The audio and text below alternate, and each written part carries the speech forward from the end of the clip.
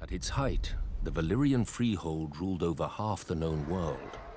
Not bad for former shepherds, but the doom fell on them and sank their capital into the sea.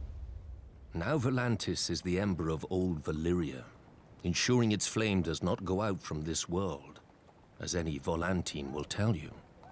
Pentoshi say the same about Pentos, Lycines about Lys, and so on. But after enough time in the 9 free cities, it's hard to see them as anything but ashes of glory. Volantis is the oldest, the first colony of Valyria. After the Doom, the Volantines tried to rebuild the empire under their rule. They failed, not least because the last Valyrian with dragons, Aegon Targaryen, entered the war against them. Now they are content to dominate only their lower classes, or so they say. Braavos is the strangest, a city erected not by the freehold, but against it. A labyrinth of illusion and deceit to hide the refugees from Valyria's slave lords. After the Doom, the city emerged from the shadows to become one of the greatest banking centers in the world. A man can get anything in Braavos, for a price. Especially death. Your own if you offend one of the swaggering swordsmen that pollute the city. Or, if you're very rich, or very desperate, anyone else's. Lys is the easiest of the free cities, full of pleasure houses catering to every taste, no matter how peculiar. Many men lose themselves in Lys and are never found, at least alive.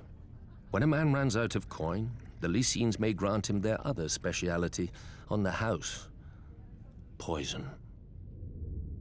Pentos is the most ruthless. The Magisters make a great show of choosing the Prince of Pentos from the great families and granting him the powers of trade, justice, and war, as long as he checks with them first.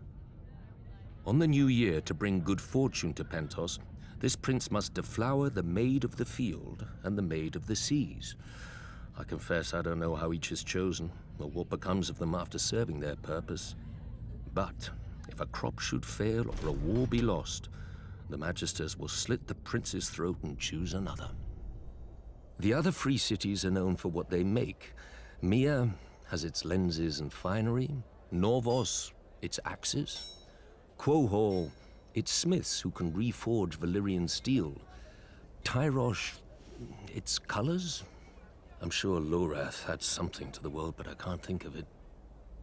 Frankly, the 9 of them are more alike than they would care to admit.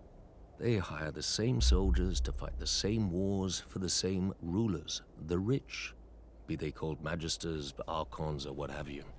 When a Dothraki Khalasar approaches, they gift the same tribute to avoid the same sacking. For thousands of years, the disgraced of Westeros have drained east to pool in the free cities, where a man of honor counts for less than nothing, unless it raises his price.